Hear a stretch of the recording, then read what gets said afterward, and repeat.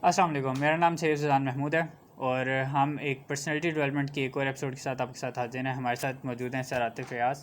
क्या हाल है सर आपका? अल्हम्दुलिल्लाह ठीक ठाक। आप बताएं खैरियत से। अल्लाह का शुक्र। आज का हमारा जो टॉपिक है वो ग्रूमिंग के ऊपर है। हम अपनी पर्सनालिटी को कैसे ग्रूम कर सकते हैं। सर आप क्या समझते हैं, हर शख्स को पर्सनालिटी ग्रूम करने के लिए कुछ टिप्स अगर आप फर्स्ट में दे सकें? बिस्मिल्लाहिर्रहमानिर्रहीम जी। पर्सनालिटी के हवाले से जो कि हमारा ये प्रोग्राम भी इस चीज़ के गिर्द घूमता है।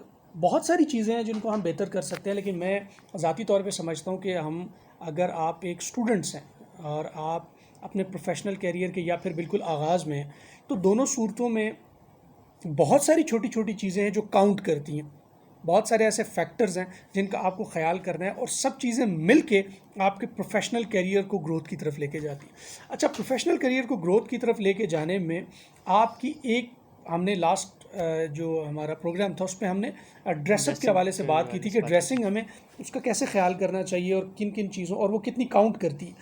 अच्छा, इसके साथ साथ एक दूसरी चीज़ हमने जिसका बिल्कुल लाइट सा जिक्र किया, लेकिन इस प्रोग्राम में हम उसका डिटेल से जिक्र करेंगे, वो है कम्युनिकेशंस। Yes sir.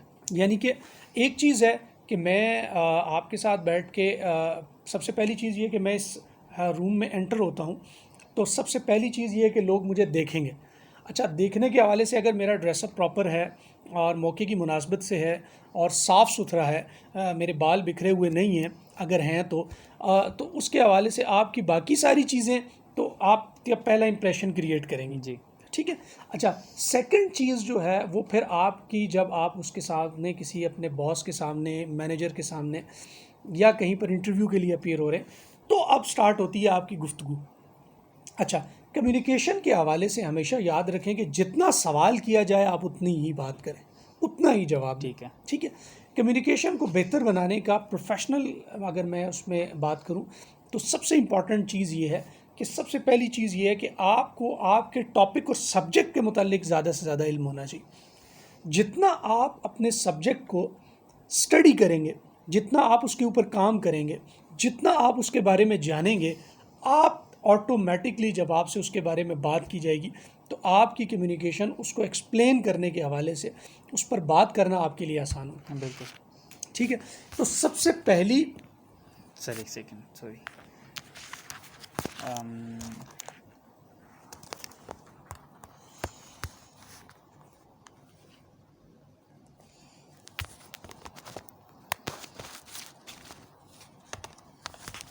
ठीक है सर, स्टार्ट। तो सबसे पहली और इम्पॉर्टेंट चीज़ ये है कि आपकी जो नॉलेज है आपके सब्जेक्ट के हवाले से, आपके टॉपिक के हवाले से, वो बेहतर होनी चाहिए। बिल्कुल। अगर मुझे किसी जगह पे एज अ गेस्ट बुलाया गया है और मैं वहाँ पर किसी टॉपिक के ऊपर बात कर रहा हूँ, तो मुझे सबसे पहली और इम्पॉर्टेंट चीज़ ये कि उस सब्जेक्ट, उस टॉपिक के ऊपर मेरी ग्रिप हो, मैं उसके ऊपर बात कर सकूँ, नंबर वन। अच्छा, फिर उसके बाद अगर आप इंटरव्यू के लिए अपेयर हो रहे हैं, सबसे पहली और इम्पॉर्टेंट बात ये कि जिस डेजिग्नेशन के लिए आप जा रहे हैं उसकी नॉलेज आपके पास मुकम्मल बिल्कुल। होनी चाहिए। अपनी पर्सनैलिटी को, अपने आप को अच्छे तरीके से बताना एक्सप्लेन आता करना हो। आपको आना चाहिए। मुझे याद है कि जब मैं अपने करियर के स्टार्ट में था और मैं चीज़ों को डेवलप कर रहा था, अपनी पर्सनैलिटी को डेवलप कर रहा था, मुझे किसी जगह पर इंटरव्यू के लिए जाना होता था, तो मैं अपने आप को, अपना जो इंट्रोडक्शन है ना, वो मल्टीपल टाइम्स अपने आप को सुनाता था। ठीक। प्रैक्टिस बहुत इंपॉर्टेंट और ज़रूरी है शुरू में। हाँ जी। शीशे के सामने खड़े होकर आप जो है वो अपना इंट्रोडक्शन कर सकते हैं।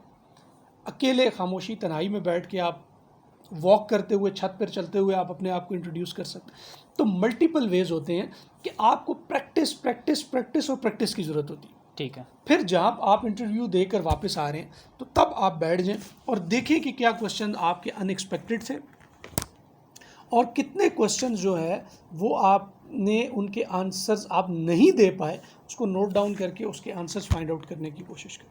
ठीक है।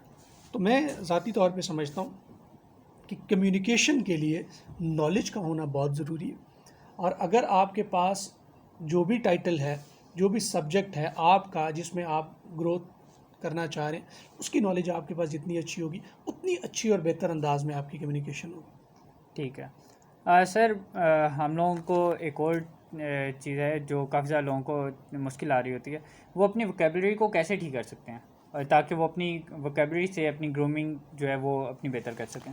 देखिए, आपको अच्छा अगर आप चाहते हैं कि अगर आपकी कम्युनिकेशन बहुत अच्छी हो तो आपको एक अच्छा लिसनर होना पड़ेगा। ठीक है। हमारा मतलब एज अ सोसाइटी हमारा एक प्रॉब्लम है थोड़ा सा कि हम जो है ना वो सुनते कम है, हम बोलने की बोलते ज़्यादा ज़्यादा, कोशिश हाँ जी। करते हैं। ठीक है, तो जितना अच्छा आप लिसनर होंगे ना, फॉर एग्ज़ाम्पल अगर मैं डिजिटल मार्केटिंग या सोशल मीडिया मार्केटिंग के हवाले से पढ़ा रहा हूँ या उसमें एक्सपर्टीज़ गेन करना चाह रहा हूँ, ठीक या है। मैं चाह रहा हूँ कि मैं अपना करियर जो है वो सोशल मीडिया मार्केटिंग के हवाले से जो है वो बनाऊँ, तो मेरे लिए लाजिम है कि सोशल मीडिया मार्केटिंग के डिफरेंट गुरुज़ मेरे पास होने चाहिए।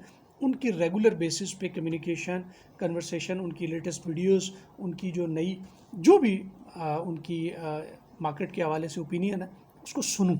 ठीक है। एक तो उससे मेरी नॉलेज बढ़ेगी और एक उससे मेरी वोकेबलरी भी बढ़ेगी। ठीक। तो वोकेबलरी उस सूरत में बढ़ती है जब आप लोगों को देखते हैं। अगर मेरा इंट्रोडक्शन का प्रॉब्लम है तो मैं देखूं कि लोग अपने आप को इंट्रोड्यूस कैसे करवाते हैं।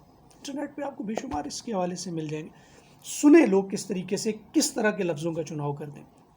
तो अच्छा कम्युनिकेटर होने के लिए आपको अच्छा लिसनर होना पड़ेगा। अगर आप स्पीकिंग पावर समझते हैं कि मेरी बेहतर हो तो अच्छा लिसनर होना पड़ेगा, तब अच्छी वोकेबलरी आएगी और तब आप अच्छा जो है वो कम्युनिकेट कर पाएंगे। ठीक है। सर, इसी के साथ एक और क्वेश्चन मैं पूछूंगा।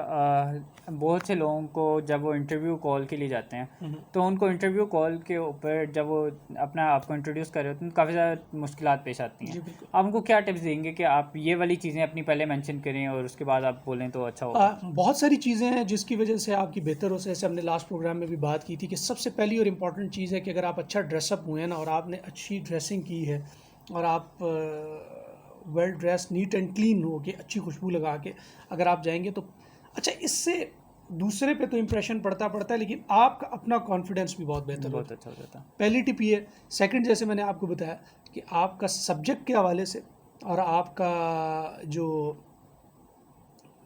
इंट्रोडक्शन है खुद का, इंट्रोडक्शन। इसकी आपकी प्रैक्टिस होनी चाहिए। लेकिन एक गलती कभी भी आपने नहीं करनी इसके दौरान कि रट्टा नहीं लगाना कि एग्जैक्ट एज इट इज़ मैंने ये बात करनी।